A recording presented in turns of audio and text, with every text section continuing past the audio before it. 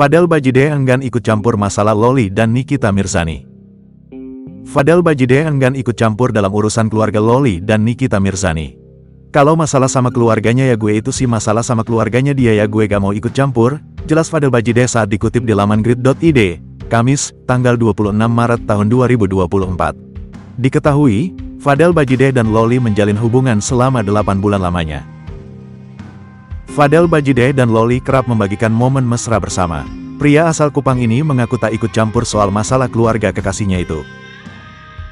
Meski begitu, Fadel mengungkap sudah membawa kekasihnya itu untuk pulang ke rumah. Namun, usahanya itu sia-sia karena Nikita tak peduli lagi soal putri sulungnya yang kini diakuinya tak ada hubungan ibu dan anak lagi. Gue udah berusaha bantu, gue udah usaha Loli gue bawa pulang, tapi kalau gimana-gimana gue nggak tahu, jelasnya. Bahkan, ia tak segan untuk membuktikan di hadapan Nikita bahwa dirinya berani untuk mengajak Loli berdamai dengan Nikita.